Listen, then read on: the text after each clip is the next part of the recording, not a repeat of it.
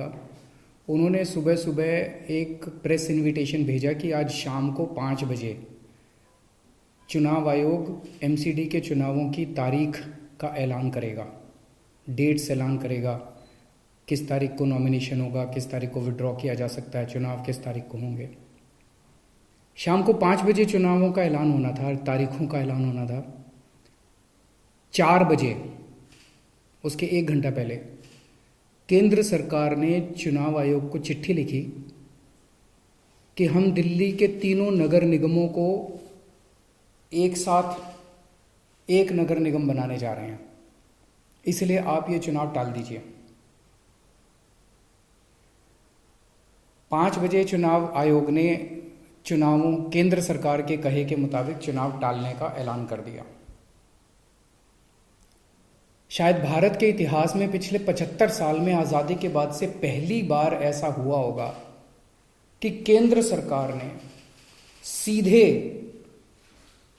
किसी राज्य के चुनाव आयोग को चिट्ठी लिख के चुनाव टालने के लिए कहा है। लोगों के अंदर बातचीत चल रही है कि 2-3 बातें चल रही हैं। 7 साल से 8 साल से केंद्र में भारतीय जनता पार्टी की सरकार है। 8 साल, अगर इनको तीनों एमसीडीज को एक साथ करना था, इकट्ठा करना था, 8 साल में इन्होंने क्यों नहीं किया? चुनाव की तारीखें ऐलान करने के 1 घंटा पहले इनको अचानक याद आई कि अब हमें तीनों एमसीडी को इकट्ठा करना है, इसलिए चुनाव टाल दिए जाएं। तो लोग कह रहे हैं कि एमसीडी को इकट्ठा करना, एक करना तो बहाना है, मकसद चुनाव टालने का था। क्योंकि बीजेपी को लग रहा था कि दिल्ली में अगर चुनाव होंगे तो आम आदमी पार्टी की ज़बरदस्त लहर है, बीजेपी उस लहर में बह जाएगी और बीजेपी हार जाएगी, इसलिए चुनाव टालने के मंशा से ये किया गया। दूसरा, ये भी लोग कह रहे हैं कि चुनावों का तीनों नगर निगम एक साथ करने से क्या लेना देना है। आज 3 नगर निगम हैं दिल्ली में, 272 वार्ड हैं, कुछ इसमें कुछ इसमें कुछ इसमें। तो तीनों नगर निगम के काउंसलर अपने अलग अलग नगर निगम में बैठते हैं। चुनाव हो जाने दीजिए, अगर तीनों को इकट्ठा भी कर दोगे आप तो वो एक जगह बैठने लग जाएंगे। दोबारा चुनाव कराने की क्या जरूरत है? अभी चुनाव रोकने की क्या जरूरत है? चुनाव टालने की क्या जरूरत है? चुनाव करवाओ, नए काउंसलर आएंगे और नए काउंसलर जो भी आएंगे वो जब तक तीनों नगर निगम है तीनों में बैठ जाएंगे, एक नगर निगम होगा वो एक साथ आके बैठ जाएंगे। तो चुनाव टालने की तो जरूरत ही नहीं थी।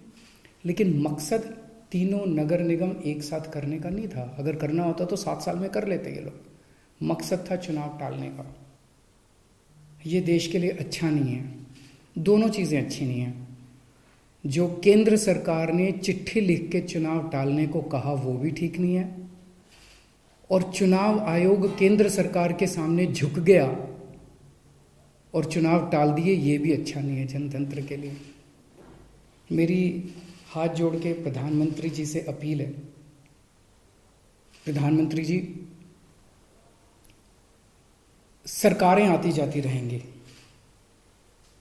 कल आप भी नहीं होंगे, कल मैं भी नहीं होऊंगा।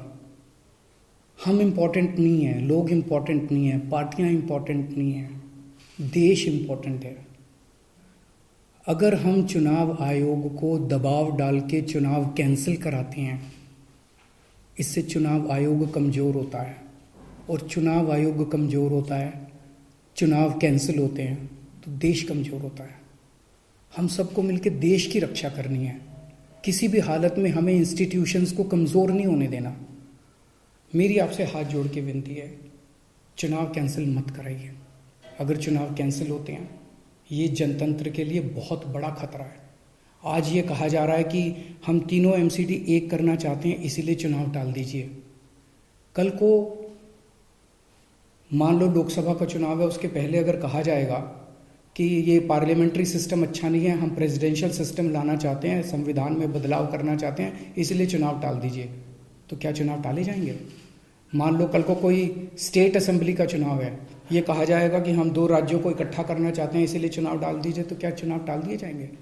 क्या जनतंत्र के अंदर चुनाव ऐसे टाले जा सकते हैं? ये बहुत बड़ा प्रश्न है। मैं प्रधानमंत्री जी से यही निवेदन करना चाहूँगा, कल केजरीवाल भी नहीं रहेगा, कल मोदी जी भी नहीं रहेंगे, ये देश रहेगा। इस देश को अपने को कमज़ोर नहीं करना।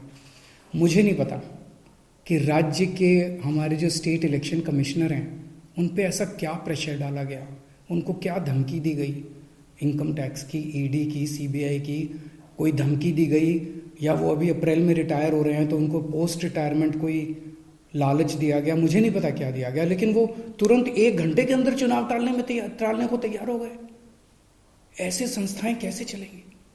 और मैं हमारे स्टेट इलेक्शन कमिश्नर से भी कहना चाहूँगा कि सर, अगर आप ऐसे चुनाव टाल देंगे, ये तो जनतंत्र ही नहीं बचेगा। हम लोगों ने आज़ादी किस लिए पाई थी? इस देश ने आज़ादी किस लिए पाई थी? जनता का राज है, जनतंत्र है इस देश के अंदर। आप ऐसे चुनाव टाल देंगे तो जनतंत्र ही नहीं बचेगा।